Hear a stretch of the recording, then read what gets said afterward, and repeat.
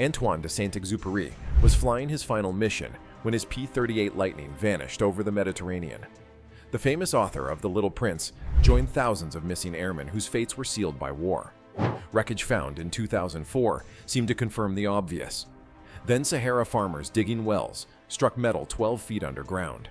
What they unearthed was impossible. A P-38 Lightning, pristine, with fuel still in the tanks and maps still folded in the cockpit. Maps showing a flight path that leads nowhere near his assigned mission area. Saint-Exupéry was flying somewhere else entirely. By 1944, Antoine de Saint-Exupéry was France's most celebrated pilot-author. His books transformed aviators from mere mechanics into poets of the sky. The Little Prince, Wind, Sand and Stars, and Night Flight had captured the romance of flight like no other works before them. But Saint-Exupéry was no longer the young daredevil who pioneered mail routes across Africa and South America. At 44, military officials considered him too old for combat flying. His reflexes had slowed. His eyesight was failing. Colleagues described a man consumed by melancholy, obsessed with France's occupation, and increasingly reckless. He had crashed multiple aircraft during training.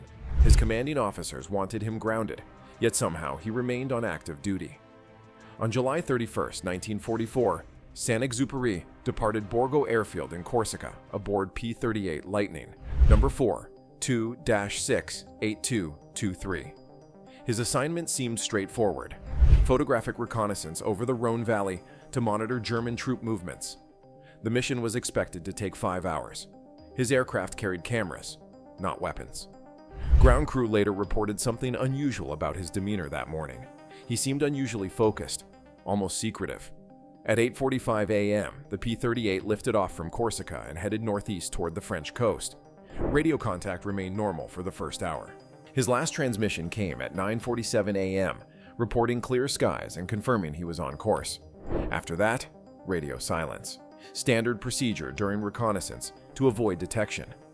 By 2:30 p.m., Saint-Exupéry was scheduled to return. The afternoon passed without any sign of his aircraft. No radio message announced a delayed arrival or emergency landing. As evening fell, search operations began. Allied aircraft scoured the Mediterranean while rescue boats checked every island and cove along the flight path. For weeks, Allied forces searched 50,000 square miles of Mediterranean waters. They found nothing. No wreckage, no oil slick, no life raft. Saint-Exupéry had simply vanished, joining thousands of airmen who disappeared without trace during the war. His wife Consuelo received the standard telegram: missing in action, presumed dead. The military investigation reached a straightforward conclusion. Saint-Exupéry had been flying reconnaissance over heavily defended territory. German fighters patrolled the area. Anti-aircraft guns protected strategic targets. The conclusion seemed inevitable. Enemy action had brought down the P-38. The world mourned the loss of its most famous pilot-author. Newspapers published obituaries celebrating his literary achievements. The Little Prince became his memorial, a children's book that captured both the wonder of flight and the tragedy of war. Case closed. Another casualty of the conflict that consumed everything. For 60 years, the story remained unchanged. Saint-Exupéry had died serving France, shot down while gathering intelligence on German positions. His sacrifice was honored. His books were treasured. His fate was accepted as the inevitable cost of war. Then, in 2004, divers working off the coast of Marseille discovered aircraft wreckage on the seafloor. The debris field contained parts consistent with a P-38 Lightning. Serial numbers matched Saint-Exupéry's aircraft. The French government declared the mystery solved.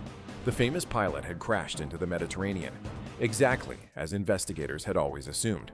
But troubling contradictions emerged. In 1998, a fisherman named Jean-Claude Bianco had found a silver bracelet in his nets.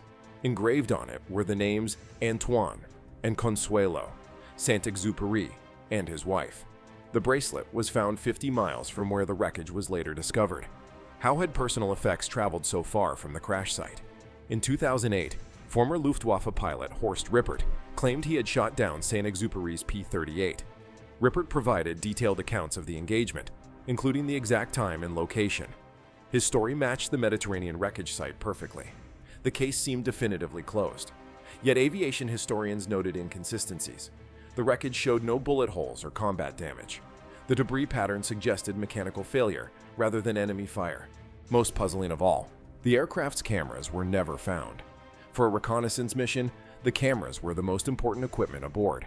Then came 2023. Farmers in southern Algeria were drilling irrigation wells when their equipment struck metal 12 feet underground.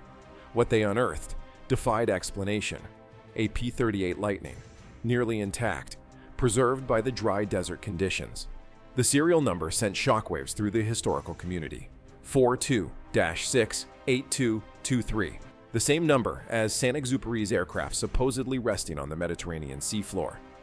The Sahara's arid climate had mummified the aircraft. Paint remained visible. Instruments were readable. Remarkably, fuel still sloshed in the tanks, and maps remained folded in the cockpit. The plane looked as if it had landed yesterday, not 8 decades ago. These maps told a story no military archive had ever documented. Flight paths marked in Saint-Exupéry's handwriting led not toward the Rhone Valley but deep into the Sahara. Coordinates were noted for locations with no strategic value to the Allied war effort. This was clearly not a reconnaissance mission. This was something entirely different. Investigators discovered modifications to the aircraft absent from any maintenance records. The camera bay had been reconfigured to carry cargo instead of photographic equipment.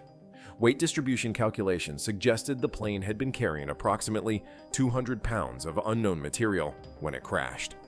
Analysis of the maps and cargo modifications revealed Saint-Exupéry's true purpose. He wasn't flying reconnaissance for the Allies.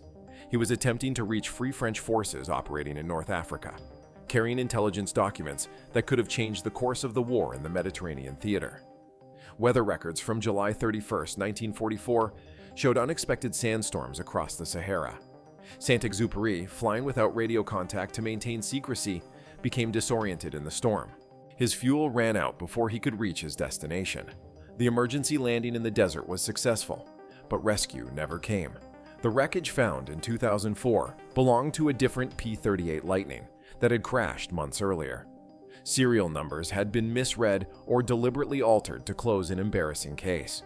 The French government had wanted closure for Saint-Exupéry's disappearance, and the Mediterranean wreckage provided it.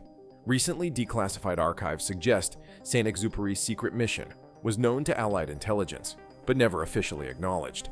His unauthorized flight violated military protocol. Admitting the truth would have revealed security breaches and intelligence failures that could have compromised ongoing operations. Saint-Exupéry's surviving relatives had always questioned the official story. His wife Consuelo insisted he was too experienced to be shot down during a routine mission. The Sahara discovery vindicated decades of doubt. The revelation recontextualizes his final writings. Letters to friends before his last flight contain cryptic references to important work and serving France in ways that cannot be spoken. These weren't the words of a man flying routine reconnaissance, but someone undertaking a mission of profound personal significance. The P-38 Lightning remains in the Sahara, now protected as a historical site by the Algerian government.